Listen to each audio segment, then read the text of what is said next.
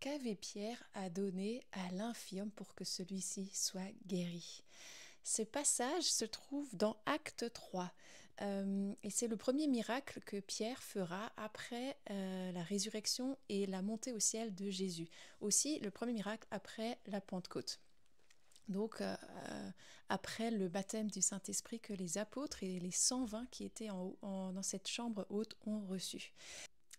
Voici ce qui se passe. On lit dans Acte 3, verset 1. Un jour, Pierre et Jean montaient au temple pour la prière à 3 heures de l'après-midi. On était juste en train d'y porter un infirme. C'était un homme paralysé depuis sa naissance. On l'installait tous les jours à l'entrée de la cour du temple, près de la porte appelée la Belle Porte, pour qu'il puisse demander l'aumône à ceux qui se rendaient au sanctuaire.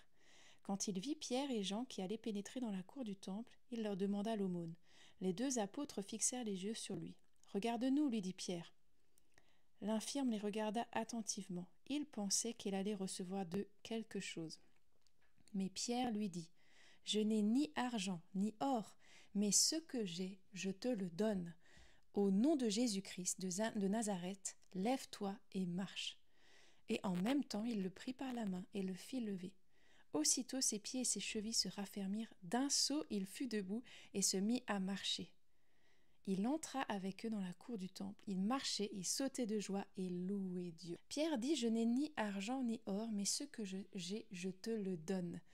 Au nom de Jésus-Christ de Nazareth, lève-toi et marche. » Mais qu'est-ce qu'avait Pierre en fait? Qu'est-ce qu'il a pu donner? Est-ce qu'il avait la guérison de cet homme dans ses mains? Est-ce qu'il avait la possibilité en lui de guérir cet homme? Non, je ne crois pas. Je ne crois pas du tout que c'est ça qu'avait Pierre. Et je crois que Pierre avait un accès au guérisseur. Et je crois que Pierre avait cet accès parce qu'il avait Jésus en lui. Et c'est d'ailleurs ce qu'il dira plus tard, donc un tout petit peu plus loin, quand Pierre explique ce miracle, tout le monde se réunit, tout le monde est étonné, mais qu'est-ce qui se passe? Cet homme était quand même infirme depuis 40 ans, donc tout le monde le connaissait, tout le monde savait qu'il était infirme, et là d'un coup, il se lève, il marche, il saute, mais c'est quoi le délire en fait?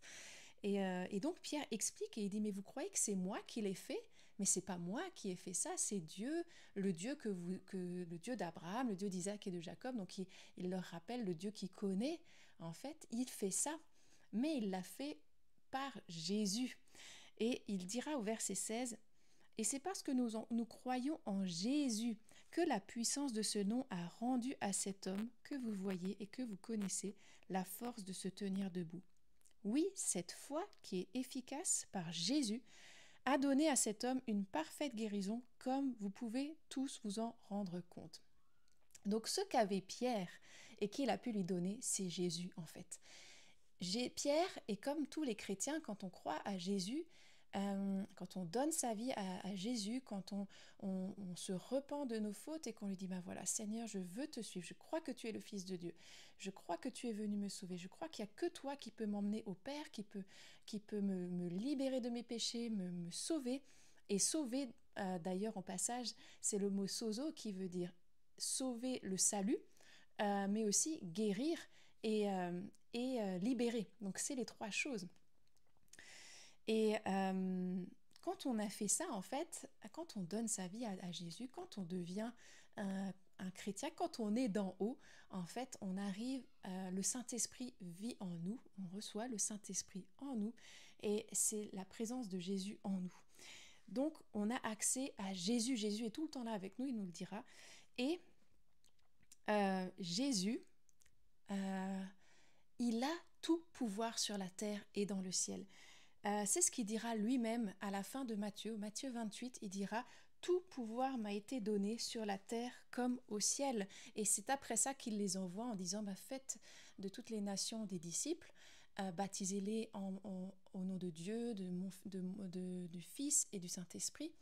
Et donc Jésus a tout pouvoir. Et quand on accepte Jésus, qu'est-ce qui se passe? Mais en fait, on est héritier, co-héritier avec lui. Donc ce pouvoir, cette autorité, cette puissance, on l'a aussi.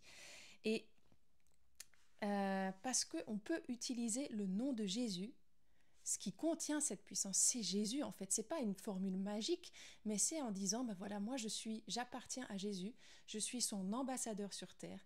Ce que lui a fait, il m'envoie le faire aussi. Il y a plein de versets qui nous disent qu'il envoie aussi ses apôtres à faire pareil. Mais c'est pas que ses apôtres, c'est en fait tous ceux qui croient en lui, parce qu'on le voit plus tard aussi dans la parole. Il n'y a pas que les apôtres qui guérissent. Étienne aura aussi guéri, Philippe et d'autres. C'est pas les apôtres, c'est d'autres personnes qui ont été juste des chrétiens et qui ont continué l'œuvre de Dieu. Et c'est ce que nous sommes appelés à faire aussi. Donc si Pierre, qui a Jésus, qui a accès au guérisseur, parce que la parole nous dit, Jésus est venu pour nous sauver et nous guérir, c'est par ces meurtrissures que nous sommes guéris, c'est pas juste des paroles en fait, c'est pas juste des versets que l'on dit comme ça, c'est la réalité en fait. Et aujourd'hui, il y a encore des guérisons miraculeuses. Dieu agit encore aujourd'hui, il n'a pas changé, ce n'est pas fini, le temps des guérisons n'est pas terminé. Et Jésus n'est pas revenu, on a encore besoin de tout ça. Et qu'est-ce qu'il fait à travers ces guérisons? C'est écrit, Pierre nous le dit. Donc quand il dit que c'est Dieu qui a guéri, il dit le Dieu de nos ancêtres qui vient ici de manifester la gloire de son serviteur Jésus.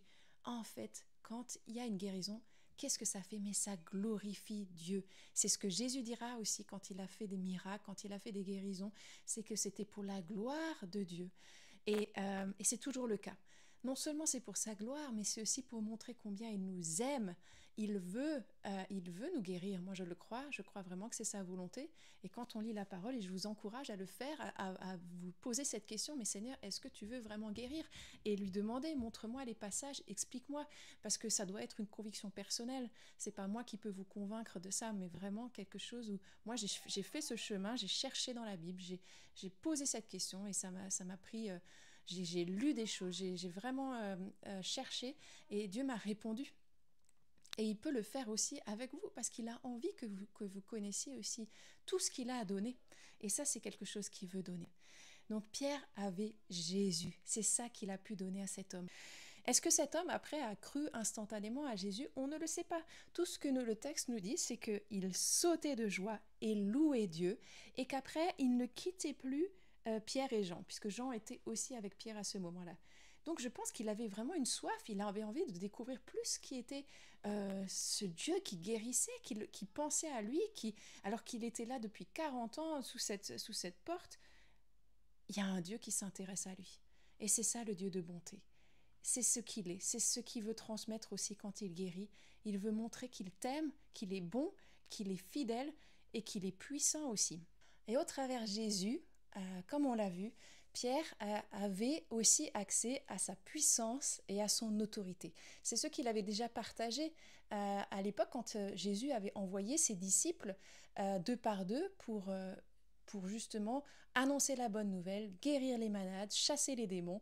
Il leur a donné l'autorité et la puissance. C'est la même chose que nous avons aussi avec Jésus en nous, avec le baptême du Saint-Esprit. Nous avons l'autorité et la puissance de Jésus pour guérir les malades, pour chasser les démons, pour annoncer la bonne nouvelle. Et d'ailleurs, Pierre le dira à la fin, il expliquera ce qui s'est passé, il dira au verset 25, « Vous êtes les héritiers de ces prophètes, les bénéficiaires de l'alliance que Dieu a conclue avec nos ancêtres. » Donc là, il parle des Juifs, il leur dit « Vous êtes les premiers héritiers. » Et après, nous savons que dans Actes, plus tard, cet héritage s'ouvre à tous ceux qui croient en Jésus. Et pas qu'aux Juifs, mais à tous les autres. Et merci Seigneur, parce que c'est le cas. Donc, si c'est possible pour Pierre qui avait Jésus, et c'est ça qu'il a donné, alors c'est possible pour toutes les autres qui ont Jésus. Donc c'est possible pour toi, c'est possible pour moi, et on peut aussi prier avec autorité contre la maladie. Alors, est-ce que ça veut dire que ça marchera à chaque fois ? Pour l'instant, non, je crois pas qu'on en est arrivé à ce stade-là. J'espère qu'un jour on en sera à ce stade-là. On voit aussi que Pierre a évolué là-dedans. Là, c'était la première fois qu'il l'a fait alors que Jésus n'était plus là. Et ça a fonctionné. On le voit après, il a évolué aussi là-dedans dans sa foi, parce que la foi a aussi une importance là-dedans. Il en parle lui-même, il a dit quand même, oui, cette foi qui est efficace par Jésus a donné à cet homme une parfaite guérison. Donc, non seulement Pierre avait avait Jésus, mais il avait aussi foi en Jésus, foi que Jésus allait agir, et il l'a fait. Et donc, je vous disais qu'il y a une progression aussi, parce que là,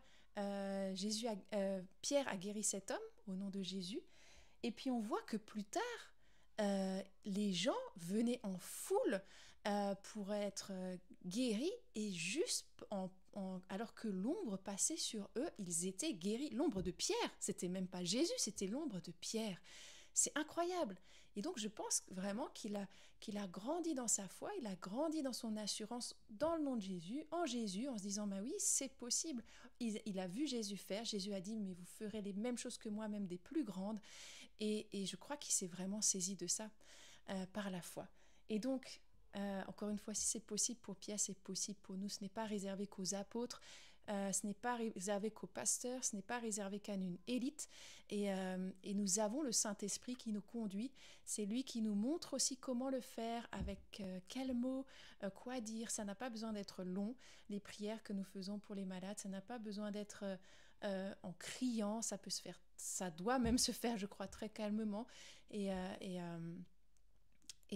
on voit des guérisons. Moi, je peux vous dire, j'ai déjà prié pour beaucoup de malades. Alors, non, tous ne sont pas guéris, mais j'espère avancer aussi et que de plus en plus soient guéris. Mais j'ai vu des guérisons, j'en ai vu, j'ai pu prier pour moi-même et j'ai été guérie. On a prié avec nos enfants, ils ont été guéris. J'ai pu prier pour d'autres personnes qui ont été guéries. C'est vrai que j'ai prié aussi pour des personnes qui ne l'ont pas été encore. Et... Et voilà, moi je crois que c'est possible, et je crois que c'est un encouragement aussi pour chacun d'entre nous de nous saisir de Jésus, en fait, de qui est Jésus, de toute sa personne. C'est pas juste quelque chose à vivre de temps en temps, ou voilà, le dimanche matin, ou non, c'est vraiment quelque chose. Jésus nous accompagne à chaque instant. Il veut répandre qui il est, il veut répandre son caractère, il veut répandre sa bonté, son amour, son message, sa gloire. Il veut se glorifier, et c'est à nous de le faire sur cette terre, comme Pierre l'a fait, comme Jean l'a fait, comme Étienne l'a fait plus tard, comme toutes les personnes qui sont citées aussi dans Actes. Actes continue en fait avec nous maintenant, et c'est vraiment à ça que je voulais vous encourager ce matin. Toi aussi, tu as ce que Pierre a, si tu crois en Dieu, si tu as foi en Jésus. Si aussi tu as reçu le baptême du Saint-Esprit, je crois que c'est nécessaire aussi cette partie-là pour avoir cette puissance, pour pouvoir être guidé, dirigé par le Saint-Esprit, pour avoir les dons. Il y a aussi les dons du Saint-Esprit qui nous aident à tout ça. Et c'est possible, c'est vraiment possible. Maintenant, je voudrais juste prier. Seigneur Jésus, merci. Merci parce que ton nom, c'est le nom qui sauve. C'est le nom qui guérit, c'est le nom qui libère. Tu as dit que tu es venu, que tu as été oint et que tu es venu pour guérir les cœurs brisés, pour libérer les captifs, pour nous délivrer. Tu l'as fait à la croix. Et merci parce que tu vis en nous, tu es en nous. On a accès à toi, par toi on a accès à Dieu. Tu as rétabli, tu nous as rétablis auprès de Dieu. Et Seigneur Jésus, je te remercie juste parce que tu es toi, et que tu nous aimes, et que on peut t'aimer en retour, et qu'il y a une relation qui est là, qui est vraie. Et Seigneur, je te remercie aussi pour cette puissance et cette autorité que tu nous donnes, et je te prie que tu nous aides à être ces ambassadeurs de toi, que tu nous expliques, que tu nous montres tout ce que ça signifie, comment utiliser cette autorité, cette puissance, ton nom puissant Jésus, avec sagesse, avec discernement, avec amour, par ta grâce, Seigneur. Augmente notre foi aussi. Et Jésus, on veut vraiment te voir à l'œuvre, on veut te glorifier. On veut te glorifier, on veut voir des vies sauvées, des vies guéries, des vies libérées. Et Seigneur, je prie aussi maintenant que si des personnes regardent maintenant et qu'ils ont une maladie, ou il y a quelque chose qui les accable, je prie dans le nom de Jésus, ce Jésus de Nazareth qui nous aime tant, que la maladie maintenant soit guérie au nom de Jésus. Merci Seigneur, parce que ton nom est puissant. Merci Seigneur, parce que oui, nous t'avons aussi. Tu es avec nous Jésus. Nous avons cet accès au guérisseur que tu es, et je te remercie pour cela. Vraiment, ouvre nos yeux à toi toujours plus, et rends-nous toujours plus, fais-nous toujours plus grandir en toi Seigneur. Merci Seigneur. Sois glorifié au nom de Jésus. Amen.